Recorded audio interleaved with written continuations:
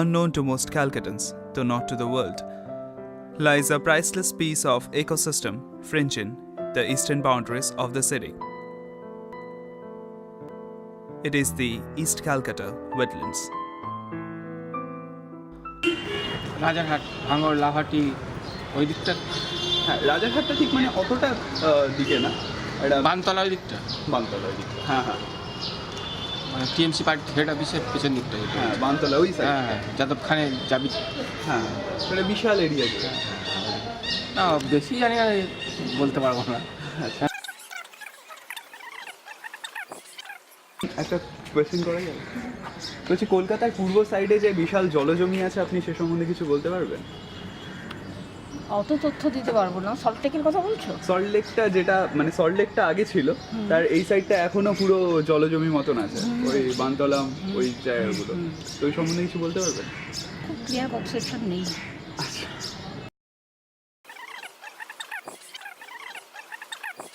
দা, এক সেকেন্ড একটা প্রশ্ন করবো। আপনি কি কলকাতার একদম পূর্ব সাইডে যে একটা বিশাল জলজমি আছে সেই সম্বন্ধে কিছু বলতে পারবেন? আচ্ছা, ঠিক আছে। Not only does this ecosystem, or rather eco-social system, silently clean the city's sewage, but it also feeds the city dwellers with fresh vegetables and fishes, and happens to be the largest and most efficient natural biological sewage treatment plant, which traps carbon and runs entirely on solar energy. But it is under relentless assault from real estate development and unregulated industrialization. The oblivion it lies in is stark. I know East Calcutta wetland is somehow ecologically very important for Kolkata city, but I am not very much aware of the current situation or what is happening. Okay. The handful of city dwellers who know of it know it as a garbage dump and abode of mosquitoes. Its invaluable drainage role remains unknown to all, except the researchers, activists, and concerned journalists. It emerges intermittently along the 21-kilometer arterial Eastern Metropolitan Bypass that separates it from the crowded concrete structures of Kolkata, bereft of any signpost indicating its presence, let alone its unique significance. The East Calcutta wetlands, also known as the East Kolkata wetlands, are a complex of natural and human-made wetlands lying east of the city of Calcutta, West Bengal, in India.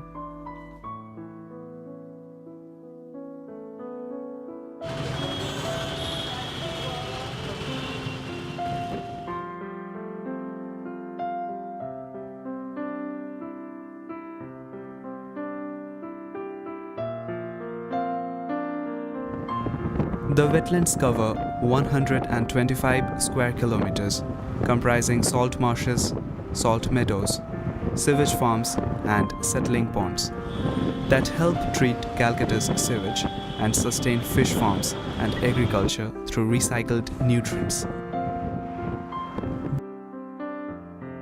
The name East Calcutta Wetlands was coined by Dr. Dhrubajyoti Ghosh, who reached this incredible but neglected part of the city, searching the answer to a question: what exactly happens to the city sewage?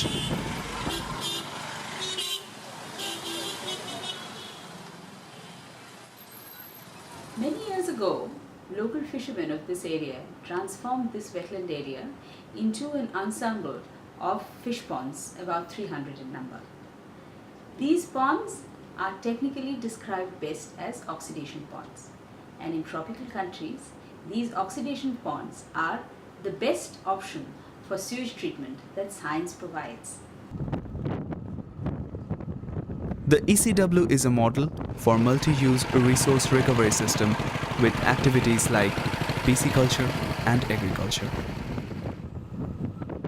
আমাদের এই ফিশারির আয়তন হচ্ছে আপনার এই bypass metropolitan হয়ে সল্টলেকের গা থেকে 4 নম্বর ফিশারি আছে, ওখানে নিউ টাউন অ্যাকোয়াটিক পার্কের থেকে শুরু করে ওখান থেকে লেদার কমপ্লেক্স হয়ে এদিকে সোনারপুর হয়ে এখান থেকে ফের এখান থেকে ঘুরে চলে আসতে গড়িয়া হয়ে বাইপাস হয়ে এখান থেকে তৃণমূল ভবনের কোল থেকে শুরু করে আমাদের ভিআইপির ব্রিজ আছে, এখান থেকে এই লাগোয়া সমস্ত আমাদের এখানে জলাশয়, এই জলাশয়গুলো বহুদিন কালে থেকে আমাদের এই জলাশয়, আর এই সমস্ত জলাশয়গুলো সব ময়লা জলের উপরে নির্ভর করে এই মাছ চাষ হয়।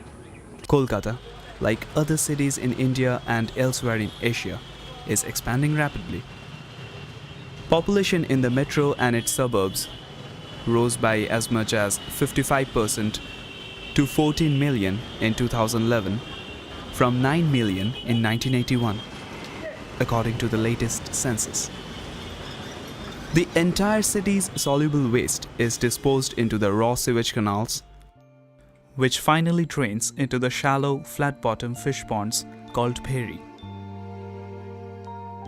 These sewage-fed fisheries act simultaneously for the purification process, like coliform reduction, as well as fish production at a commercial scale. খালি চোখে যেটা মনে হচ্ছে আগে আর এখনকার দেখার মধ্যে ওই জায়গার আয়তনটা কমে যাচ্ছে, বুঝে যাচ্ছে জলাজমিটা, এটা অত্যন্ত খারাপ। এবং এইটা আমাদের ইকোসিস্টেমের জন্যে বাঁচিয়ে রাখার জন্য এই জলাজমিটা আমাদের খুবই প্রয়োজন আর কি। The East Kolkata wetlands host the largest sewage-fed aquaculture in the world and have been designated a wetland of international importance under the Ramsar Convention on August 19, 2002.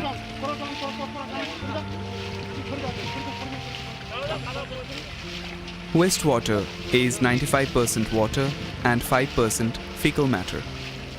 Fecal matters are housing estates for bacteria. As wastewater enters a pond, bacteria meets algae, that is phytoplankton. Algae releases oxygen, which bacteria needs, and bacteria respirates carbon dioxide, which algae needs. Thus, algae and bacteria develop a symbiotic relationship, each helping the other to grow rapidly. This means the pond has a good population of algae which is grazed upon by fish, which is finally eaten by humans, whereas the bacteria degrades the fecal matter into gas and inert sediments.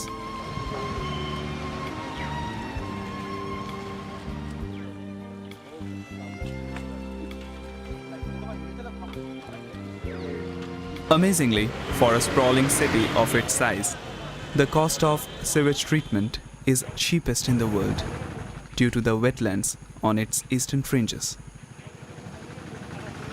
It is also virtually unnoticed that the carbon footprint of the food the city consumes is minimal because some 50% of the vegetables and fish are produced right in the backyard at startlingly low costs. Estimates show that about 10,000 tons of fish is produced in the pheris every year, and 150 tons of vegetables are supplied daily to the city's markets.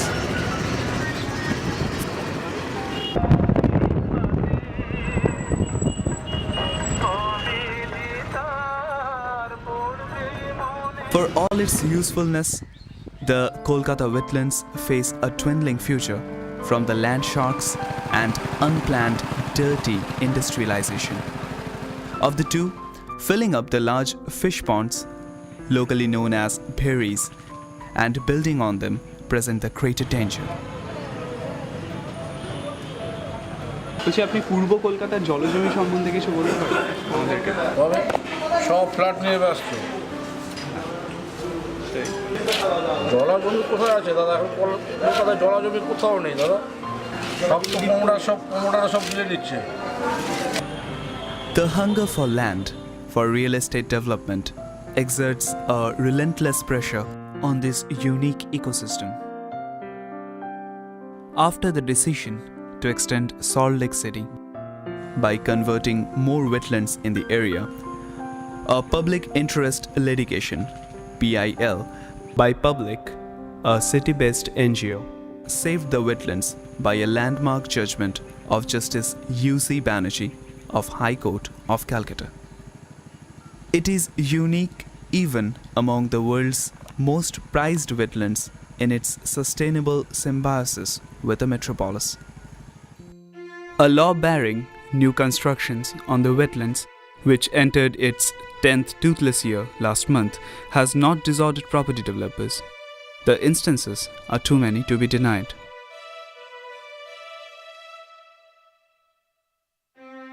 In Kharki village, near Bantala, in the wetlands, a 29 bigha, about 10 acres berry is being slowly filled up. Kharki is right now far from any residential developments along the bypass, but the situation could very well change in 5 to 10 years. Most of the time, the authorities are reduced to filing police complaints when any illegal construction is brought to its notice. The tendency of filling marshes for habitation is only natural beside a big city. Ghosh cites the example of draining and filling up the Salt Lake, once the northern portion of the wetlands, to establish a planned suburb in the 60s. But a balance has to be struck, says the engineer turned ecologist. As the situation on the ground stands right now, that precious balance seems to be missing.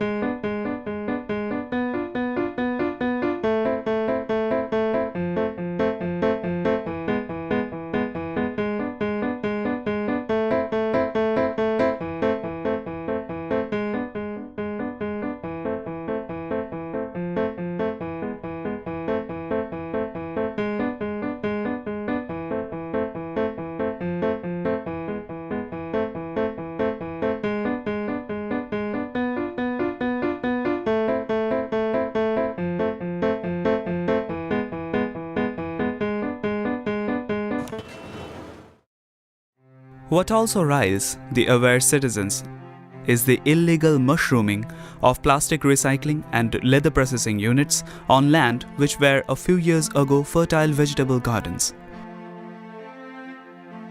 Over 50 plastic recycling units have sprung up in recent times.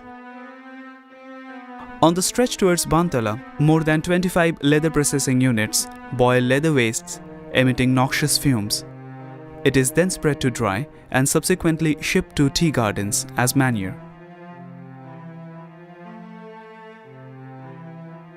Leather units release effluents into the sewage canals that feed the peris.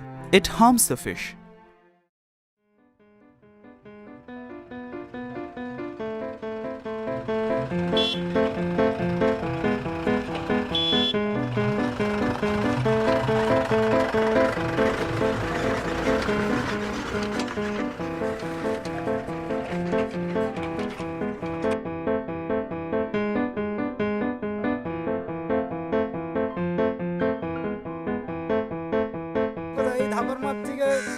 চাষে কলকাতা যাচ্ছে বলে কলকাতা আমদানি হচ্ছে বলে কলকাতা লোক কিনে খাচ্ছে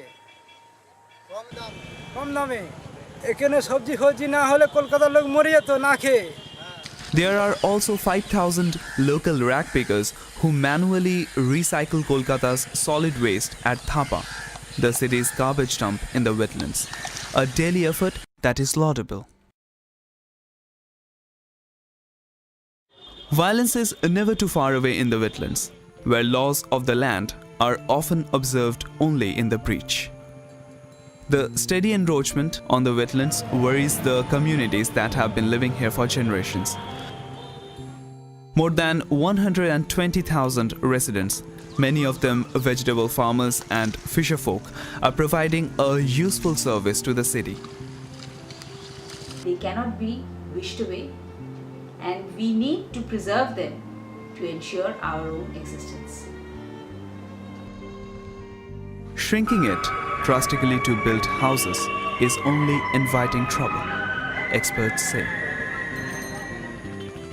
In the end, if the East Kolkata wetlands are to be saved in a meaningful way, there has to be a heightened public awareness that the city sorely needs the wetlands for its own survival. Yes, is very important for our day-to-day life. For fishes we eat, they are Bengali people. জলাজমি লিপ্ত হয়ে যাওয়ার জন্যই তো মাছের সংকট দেখা দিয়েছে। We are making a documentary on East Calcutta wetlands. Okay. So would you be able to tell us something about that? We are having nothing to say, as we are having no concept at all regarding that particular issue. Okay. After a long period, we have met together. We are good friends. So please.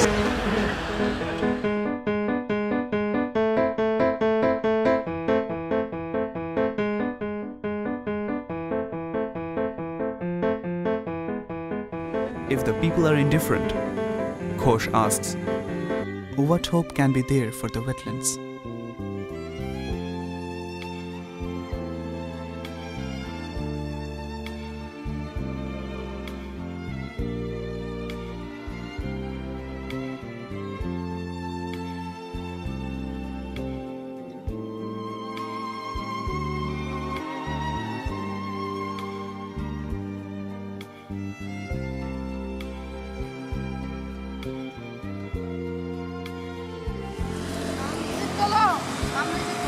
Ah,